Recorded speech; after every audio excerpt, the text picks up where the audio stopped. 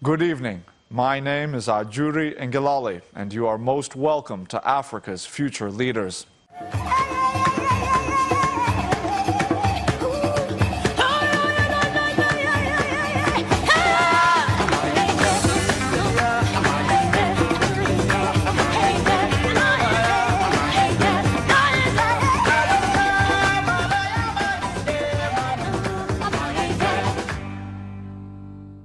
This week on the program, we take you to Washington, D.C., the capital of the United States of America, where 1,000 young leaders of the Mandela Washington Fellowship convened a global summit. At the summit, several distinguished and established leaders across different sectors from around the world flew in to offer young African leaders an opportunity to tap from their wealth of knowledge.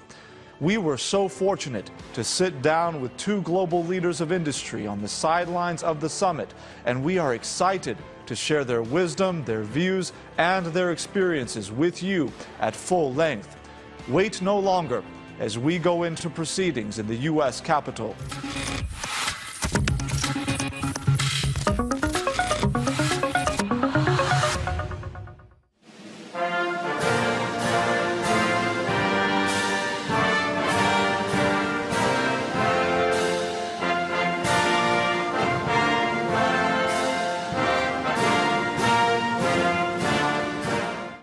Generation should be a different generation. It should not be a talk generation. It should not be a generation that knows only how to complain, but unable to change things when opportunity arises. At the Ali Global Summit, one of Africa's most successful and philanthropic businessmen, Tony Elumelu, exhorts young African leaders. We know in Canada, a man under the age of 39, Trudeau, is the prime minister president there. In France, Macron just came up. And so if my generation is wasted and those ahead came before us, your generation should be different.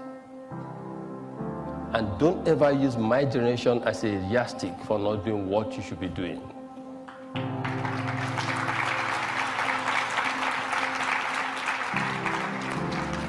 We must all realize that in the 21st century, no one but us will develop our continent. And if we have failed to play that role, you must do things differently because you're better informed.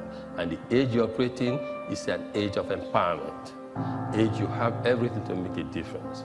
So we should stop being totally passive about how we are governed. When we were growing up, we used to think that politics was for second-class people. But we have long realized the stupidity in that line of thought. The basis supports the superstructure. And so if you have a weak foundation, the structure will not last.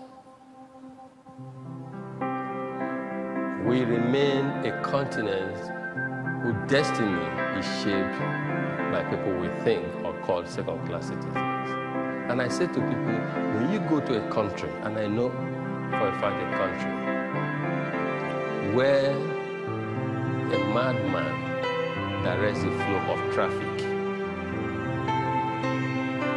tells you that something is fundamentally wrong in that society. It tells you that everyone is beneath the IQ of that madman. Or the madman will shape everyone to operate in that fashion. He sits down with us. So we're absolutely humbled and honored to have you on the program today. Thank you. So much of what you do, sir, is centered on the premise that youths drive development.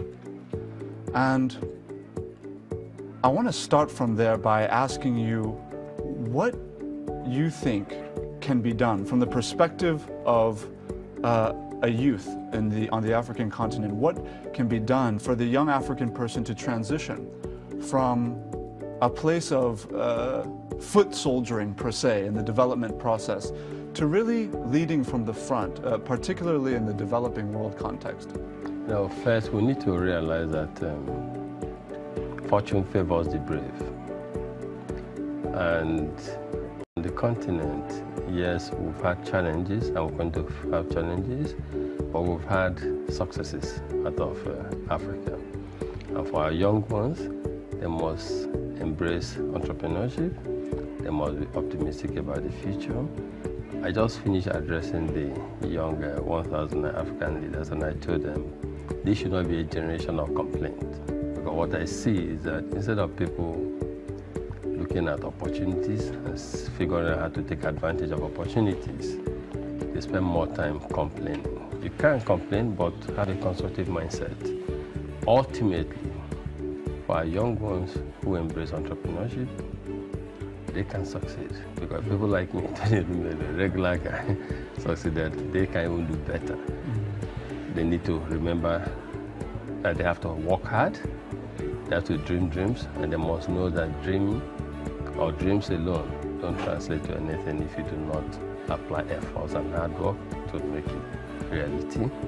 They must realize that as people want to succeed and move from soldiering to leading, there are certain principles that they have to embrace. Hard work, resilience, thinking long term, making sure they have integrity, transparency. They think about legacy, and they realize that they need to save to accomplish some of these aspirations. If they embrace some of these ideas and principles, they will succeed. Around the world, one of your initiatives, so many of your initiatives have reverberated, but one of them comes to mind that has made waves in recent times, and that is the initiative to invest $100 million in young African entrepreneurs over the next 10 years. And sir, with an initiative like that, what is it about the young African person that gives you so much confidence to invest at that level in their prospects? You know, first is I'm a firm believer that no one but us will develop Africa. And I was born in Africa, I schooled in Africa, grew up in Africa, worked in Africa, and made achieved some economic comfort in Africa. And I don't feel there are others like Elumelu. And we need actually to have thousands of Elumelu for Africa to transform Africa. And my confidence is rooted in the fact that these young Africans have great ideas, better ideas than I ever had in my own time. All they need is helping hand. And if they succeed, Africa succeeds. If they don't succeed, we'll be doomed, because it will be difficult for us to create the amount of jobs we need for the continent. Big businesses per se don't create all the jobs. In fact, it's SMEs, small and medium-scale businesses, that make the difference. So like these kind of guys who are speaking to today, the future of our continent truly belongs to them. And if we prioritize them as a continent, we'll succeed. If we fail to, we will not succeed.